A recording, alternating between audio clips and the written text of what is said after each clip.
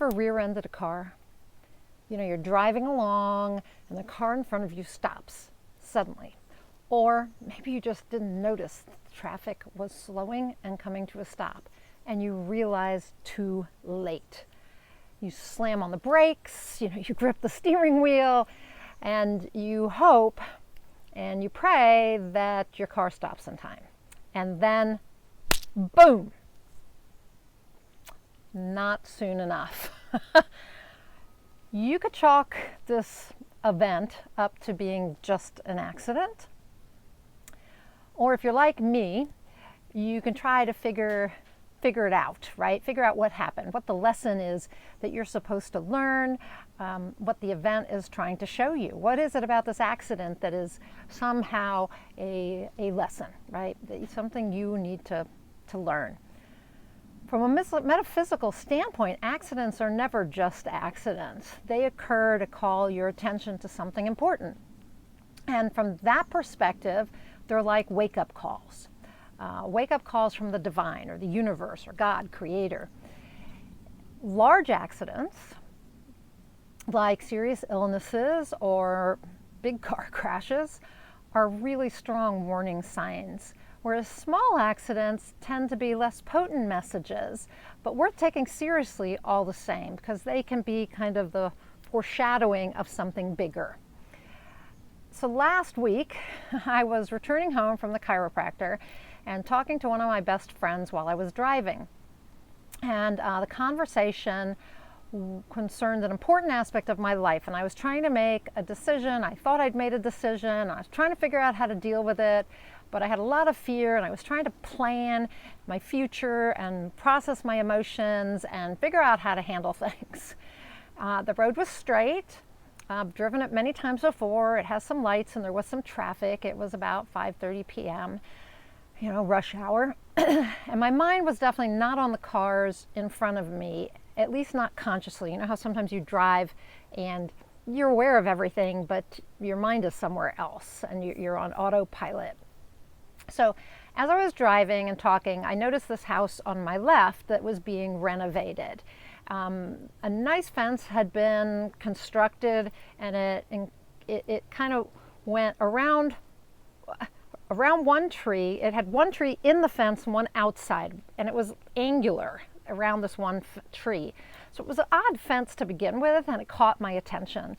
But beyond that, there was all this lumber, these pieces of wood that had been put around both trees, kind of like this, and then some metal fencing as well. And it was really odd how these trees were being protected.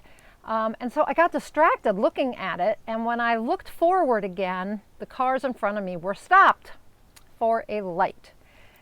So you know the rest. Foot on the brake, hands on the steering wheel, but too late. Boom. Wasn't going very fast, so it wasn't too bad, but luckily no one was injured. I did have a little bit of a stiff neck for a few days, which I expected, and have made a new chiropractor's appointment. The cars weren't badly damaged. The young boy's car just had some scratches on the license plate, and my license plate was hanging half off, and the plastic around one of the wells was loose, although it seems like maybe that was from something else. Not sure. Anyway, I got back in the car and called my friend back because I'd hung up and told her I rear-ended somebody. And then I began to try to dissect the event with her. And I continued to do this for a couple days. So obviously, one of the messages for me was a distraction.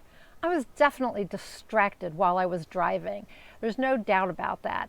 And the situation that I was talking to her about, that I'm dealing with, has been a distraction for me for sure, for a long, long time. I decided that I was being told to stay focused and keep my eyes on the road ahead, where I was going, to stop being so focused even on the intricacies of this situation and how to handle it, and just focus on where I was going, like where I wanted to be.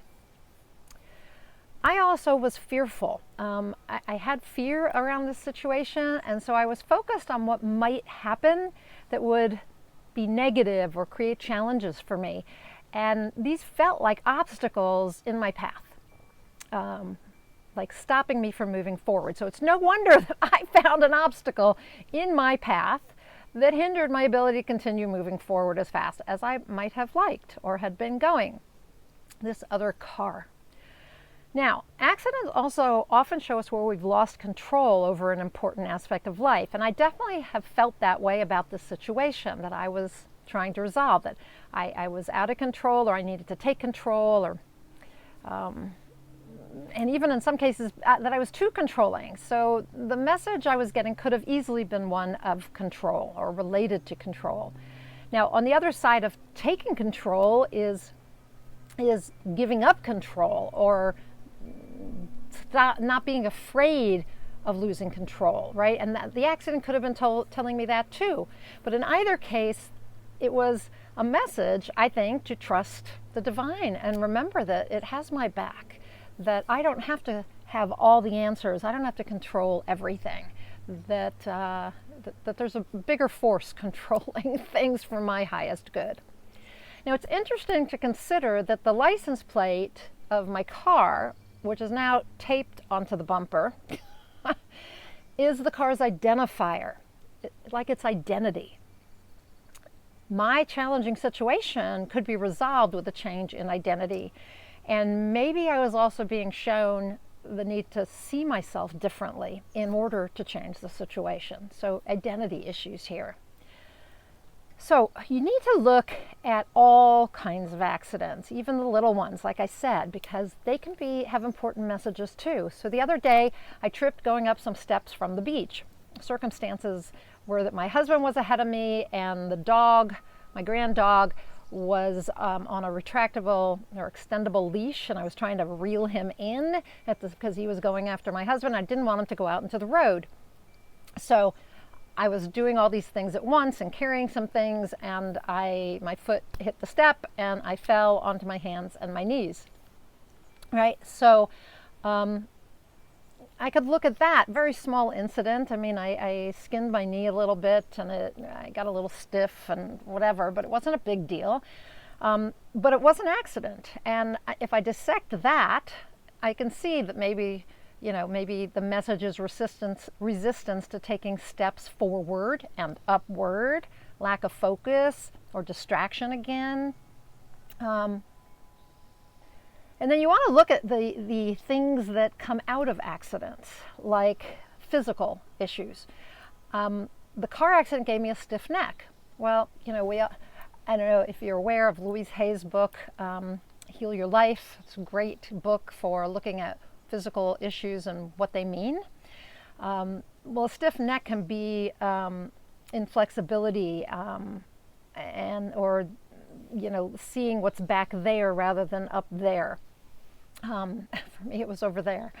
Neck problems signify stubbornness and inflexibility and refusal to see other sides of the question or situation. So maybe I was being told to look at different sides of the situation. A stiff neck is usually a mark of unbending bullheadedness, so stubbornness, right? Now, the stair accident caused me to skin my knee. Knees are about flexibility and moving forward. Knee problems can be an inability to bend, again, kind of inflexibility, stubborn ego, pride, fear.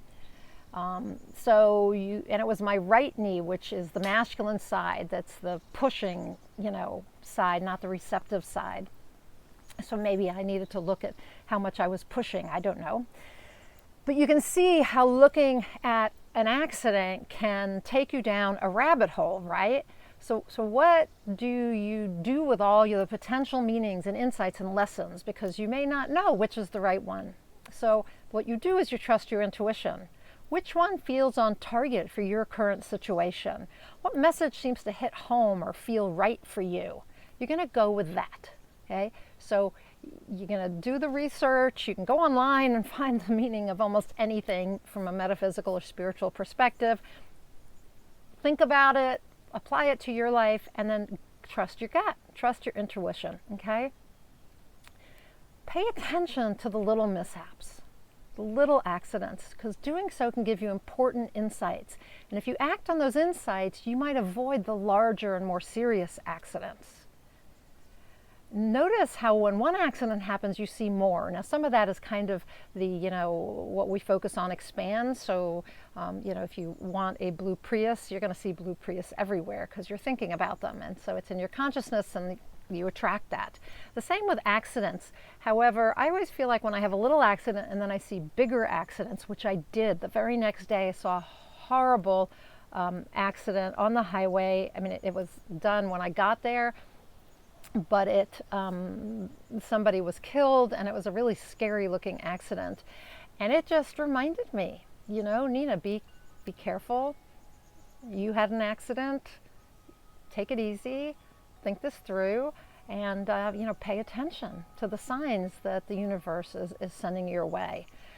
So I'd love to know if you've gotten a message and learned a lesson from an accident, or learned a lesson from an accident. So if so, leave me a comment down below this video, or if you're watching on my blog, leave me a comment on the blog. I would love to know what you've learned from the accidents that you've experienced, small or large. Did you see the messages, or were the messages really pertinent? So I'm Nina Amir, the Inspiration to Creation Coach. I love to help people create what they want, to get inspired and motivated, to take inspired action and create inspired results, to get what they want in life, to get from where they are to where they want to go without anything getting in the way, like a car. But usually it's all up here. It's all mindset. And that's really what we've been talking about. And so if you're interested in personal and spiritual growth, on transforming from the inside out so that your outside environment and circumstances reflect those changes on the inside, and you can create what you want, what you really desire most, whether that's relationship, money, health, happiness, fulfillment, books, you want to write a book, check out the Inspired Creator Community, because that's what we work on there. That's where I do high performance coaching, inspired results training and coaching, and help people really step into the power of their ability to create. So if that's of interest to you, click on the link above, and or reach out. Go to my website, ninaamir.com, and reach out for a quick chat, and we'll see whether the Inspired Creator Community or high performance coaching or something else is what would best fit your needs. And until I talk to you next time, go out there and achieve more inspired results.